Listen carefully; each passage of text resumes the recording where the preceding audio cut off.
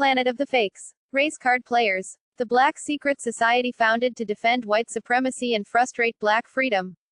Over the course of our history as black people, as Africans, we have had to deal with lots of huddles, trials, attacks, betrayals, and backstabbing.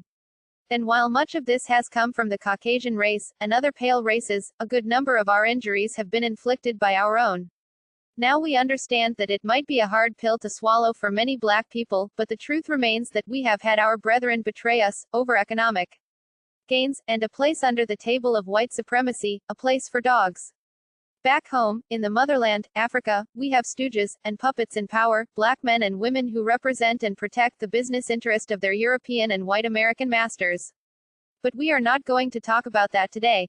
Today, we are trying to reveal the practices of a group of black men and women, mainly in America, who will do anything to stop the progress of the black community, based on the directives of their Caucasian masters, for a few slices of the cake. They are a black Greek secret society called the Boule, and can be pronounced as Boule. They were formed from the secret society called Skulls and Bones, which was founded at Yale University in 1832. The secret society was originally founded by a doctor named Henry McKee Minton, together with 5 other black men. They were Durs Eugene T. Henson, Edwin Clarence Howard, Algernon Brashear Jackson, Robert Jones Abele, and Richard John Warwick. And all of these men were from Philadelphia. These men were referred to as the Talented Tenth, by Webb Dubois, who was among the black men who founded the New York City chapter of the Boule.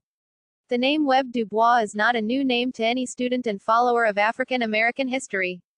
He was one of those who were vocal about black rights in America. But he was not being open about his motives. He was the major weapon used against Marcus Garvey in his campaign for a united Africa. The white supremacists of America, in 1918, saw the over 1 million followership Marcus Garvey had. They systematically deployed Webb Dubois to dismantle his movement. In a speech, Webb Dubois clearly stated that the major ambition of Boule was to steal the black professionals from the ranks of Marcus Garvey. Now, this means that the secret society was created, founded to work against the economic, political, social and mental welfare of Africans, both back home and in America. And to do that, they had to do their best to persuade the black professionals who followed the African emancipation message of Garvey to stop following him. His affirmation to the goal of Boule points annoyingly to the fact that some of our brightest elites in the black community are used against the people, and most times, they are not ashamed to speak so boldly of their intentions, or the job which they have been sent to do. To fully understand the impact of what Marcus Garvey was doing for Africans, home and abroad, this article of ours details his achievements and how his dream for a better Africa was cut short. Dubois was the strongest opponent of Garvey, and he, Dubois, had the full backing of the white supremacist cooperations and secret societies who didn't want to see Africa free. Garvey's plan was to convince and take as much Africans from the Americas, North and South America, and build new and buoyant resettlement in the African nation of Liberia. He had economic, social, and political plans for this African returnee to influence change and lead Africa into prosperity, away from the evils of slavery and colonialism. The new nation was to produce and control its own rubber crops, since rubber was a major cash crop at that era. But rubber was just one of the natural resources that the new nation would use in building wealth for itself and her neighbors.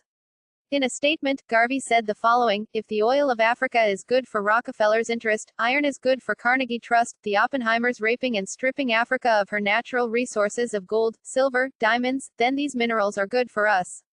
Why should we allow Wall Street and the capitalist group of America and other countries exploit our country when they refuse to give us a fair chance in the countries of our adoption? Why should not Africa give to the world its black Rockefeller, Rothschild, and Henry Ford?" Quote. By the above statement, is clear that Garvey was fighting for the innate rights of black people, and for Dubois and the Boule to fight him and his followers, is a direct attack on African freedom and liberty, on behalf of their Caucasian masters. If Garvey had succeeded, it then means that many of the foreign companies mining Africa's resources in Africa today would not have been here. If he achieved his aim, he would have cut off the financial arm of white supremacy at its point of birth. In a public attack on Marcus Garvey, Dubois and Alain Locke called him a gorilla and a little, fat black man, ugly with a big head. Alain Locke aggressively said that, "We hope the white man delivers because we crushed a great black thing, but we know he'll deliver or our people will attack in place. Egg us forevermore." Now, Alain Locke was the first black man to receive a scholarship from Cecil Rhodes, and so he had to be loyal to his white masters. Cecil Rhodes was the man who killed over 1 million Southern Africans and set up a diamond mining company in Southern Africa. Read this article for details of how he murdered millions of African people. Today, there are over 5,000 black members and 112 chapters of the Boule Secret Society, all over the United States and the West Indies. This group is said to be among the wealthiest group of black people on earth. The meaning of the word Boule helps us in fully defining these group of black men and women as sellouts, cutthroats, and the worst type of dogs steady seeking gratification from white supremacy. Boule is a Greek word which means advisor of the king. Now, who do you think that king is? That king is the Cecil Rhodes, Lord Rothschild's secret society, and Rockefeller Foundation which they are sworn to protect. So basically, the Boule do the bidding of these above-mentioned cooperations which has stolen Africa dry and have maintained their evil grasp on the resources and destiny of African economies and politics. One other aspect of the Boule ideology which is most annoying is the fact that they preach that the Greek were the founders of civilization, when in truth and facts, that it was the Greeks who traveled to Kemet, ancient Nubia, Egypt, to study under the guidance of the black scientists and teachers of Kemet. Every mathematician, philosopher or scientists from Greece had their roots in Africa. But we have our brothers preaching the Caucasian man's lies just because of what he stands to gain at the foot of the feeding table. The present-day Boule behavior in the black community.